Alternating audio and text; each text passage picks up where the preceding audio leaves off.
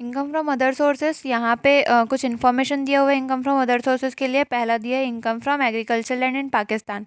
तो agriculture land अगर India का होता है तो वो एग्जेम्प्ट होता है, बट यहाँ पे फॉरेन कंट्री का नाम दिया हुआ है, पाकिस्तान या किसी और दूसरे देश का नाम दिया हुआ है, तो वहाँ पे वो टैक्सेबल हो जाएगा 5,000।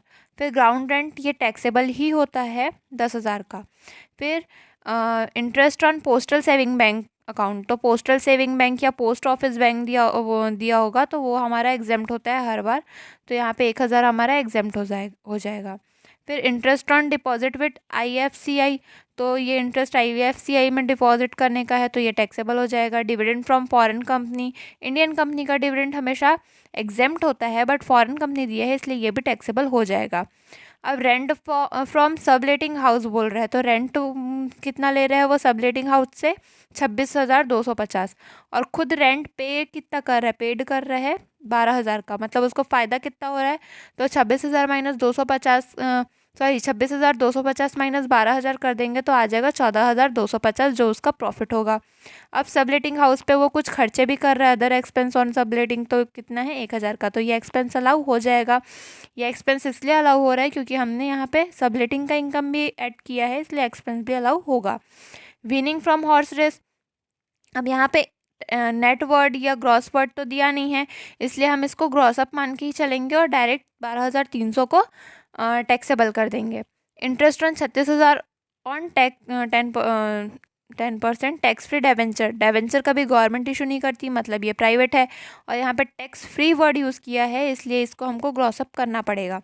तो 36,000 इंटू 100 डिवाइडेड बाई 90 करेंगे तो आ जाएगा 40,000 जो टैक्सेबल होगा। Computation of income from other sources, सबसे पहले आ जाएगा income from agriculture land in Pakistan 5,000, ground rent from rent of Rajkot 10,000, interest on postal saving bank exempt हो जाएगा, interest on deposit with IFCI 5,000 आ जाएगा, डिविडेंड फ्रॉम फॉरेन कंपनी 700 आ जाएगा, rent from subletting तो कितने का रेंट पे दिया हुआ था वो 26,250, और खुद रेंट पे कितना का रहा था 12,000 का, तो उसका प्रॉफिट कितने का हुआ 14,250 का। विनिंग फ्रॉम हॉर्स रेस था 12,300, ठीक। और interest on tax free debenture तो वो 36,000 का था, उसको ग्रॉस अप करेंगे 100 डिवाइडेड बाय 90 इसलिए क्योंकि इंटरेस्ट पे हमेशा 10% का डिडक्शन लगता है, TDS कटता है, इसलिए हमने यहाँ पे 90% ही निकाला है। तो 36,000 का जब 100 इंटू 100 डिवाइडेड बाय 90 करेंगे तो आ जाएगा 40,000। उसके बाद अलावेबल एक्सपेंस में था other expense of subletting house, क्योंकि यहाँ पे सबलेटिंग को आपने एक्सेप्ट किया है इनकम में, तो उसका एक्सपेंस भी अलाउ होगा। तो 5,000, 10,000, 5,700, 14,250, 12,300 और 40,000 को जोड़ेंगे, उसके बाद उन सब में से 1,000 को माइनस कर देंगे तो आ जाएगा 86,250 जो हमारा होगा taxable income from other sources. Question number 16, mister bridge का जो इनकम का पूरा दिया हुआ है कैलकुलेशन, उसमें दिया हुआ है first interest on fix deposit with Punjab national bank, तो ये तो पंजाब नेशनल बैंक है तो ये टैक्सेबल हो जाएगा। रॉयल्टी ऑन स्टोन माइन ये भी टैक्सेबल हो जाएगा 17,000। Dividend on share of Arvinda mill, देखो अरविंदा ये इंडियन कंपनी समझ आ रहा है अरविंदा नाम से ही, तो इंडियन कंपनी का डिविडेंड हमेशा एग्जेम्प्ट होता है इसलिए ये एग्जेम्प्ट हो जाएगा। Price of UP state lottery, तो यहाँ पे ग्रॉस वर्ड दिया हुआ है इसलिए हमको इसको कुछ नहीं करना पड़ेगा, डायरेक्ट इसका जो अमाउंट है वो अपन लिख देंगे। हॉर्स रेस ये भी ग्रॉस दिया हुआ है तो ये भी डायरेक्ट 10,000 हम टैक्सेबल कर देंगे। Income from Myanmar, Myanmar word दिया हुआ है मतलब कि फॉरेन का है तो ये भी टैक्सेबल हो जाएगा। Interest on post office saving bank, तो पोस्ट ऑफिस सेविंग बैंक हमेशा एग्जेम्प्ट होता है इसलिए ये भी एग्जेम्प्ट हो जाएगा। Salary of part time service, part time word दिया हुआ है तो पार्ट टाइम से याद रखना कि पार्ट टाइम सैलरी दिया हुआ है तो ये सैलरी हेड में जाएगा, इसलिए ये IOS में टैक्सेबल नहीं होगा, ये सैलरी में जाएगा, तो इसको अपन को इसमें कुछ भी नहीं करना है कैलकुलेशन। अब इसके अलावा यहाँ पे कुछ डिडक्शन दिया हुआ है। बैंक कमीशन 50% डिविडेंड कलेक्शन, यानी कि डिविडेंड कलेक्ट करने में 50 रुपये का कमीशन देना पड़ा, तो जब हमने वहाँ पे डिविडेंड अलाउ ही नहीं किया है तो यहाँ पे कमीशन भी अलाउ नहीं होगा। He has purchase lottery ticket, तो लॉटरी का तो कोई कैलकुलेशन मतलब एक्सपेंस का कैलकुलेशन नहीं किया जाता, तो एक्सपेंस में इसको डिडक्शन नहीं मिलेगा। फिर 1000 स्पेंड किया उसने कलेक्टिंग ऑफ रॉयल्टी, तो ये उसको डिडक्शन मिल जाएगा क्योंकि हमने रॉयल्टी को वहाँ टैक्सेबल किया है, तो यहाँ पे हमको इसका खर्चा भी मिलेगा। 10% deducted at the source, 30% in respect of lottery price.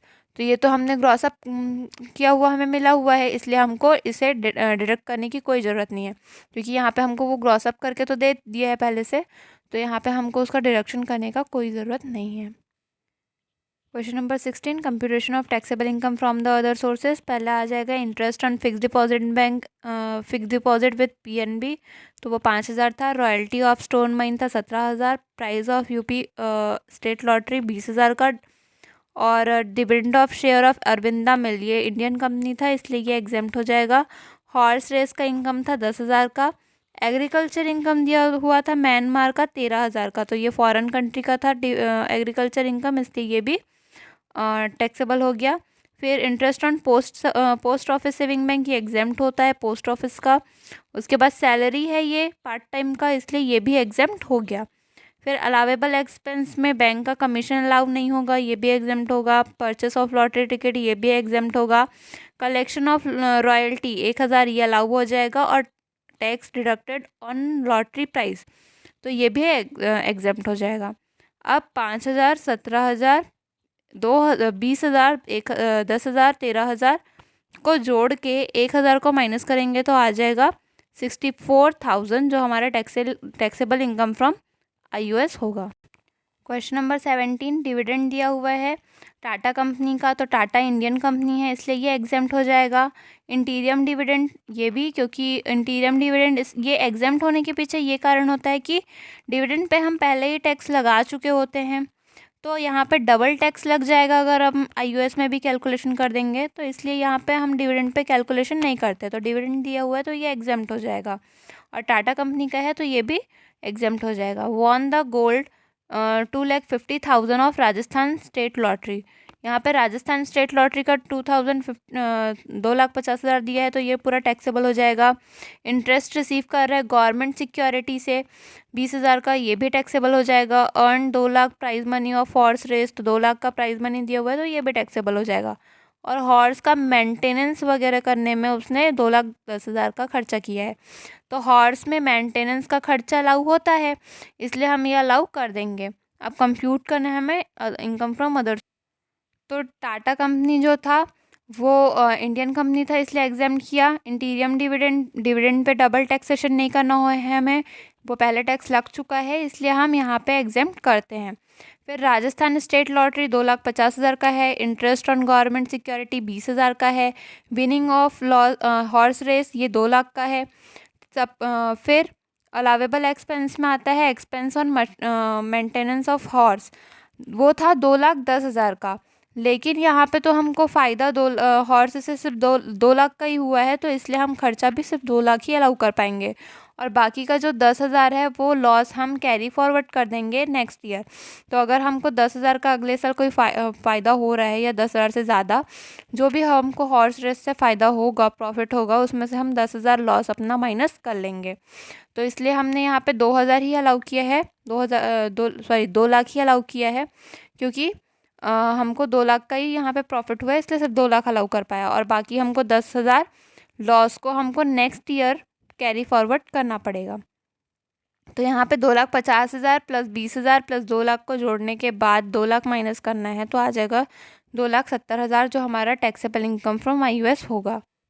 Question number 18, यहाँ पे दिया हुआ है from the following particular compute the taxable income from other sources. तो इंटरेस्ट ऑन लिस्टेड सिक्योरिटी, यहाँ पे दिया हुआ है लिस्टेड सिक्योरिटी और नेट दिया हुआ है, मतलब हमको 9,000 का ग्रॉस अप करना होगा। डिविडेंड फ्रॉम फॉरेन कंपनी, तो ये ग्रॉस में ही दिया हुआ है तो डायरेक्ट 16,000 हमारा टैक्सेबल हो जाएगा, क्योंकि फॉरेन कंपनी का है, इंडियन होता तो एग्जेम्प्ट होता। विनिंग ऑफ हॉर्स रेस भी नेट दिया हुआ है तो हमको इसको क्या करना पड़ेगा, ग्रॉस अप करना पड़ेगा, है ना। फिर interest on debenture of local authority, ये तो ग्रॉस अप दिया हुआ है तो हमको ये डायरेक्ट हम टैक्सेबल कर देंगे। पोस्ट ऑफिस सेविंग बैंक ये एग्जेम्प्ट होता है। फैमिली पेंशन, इसका 2 रूल रहता है, उसमें से जो आएगा उसको अपन अलाउ करते हैं।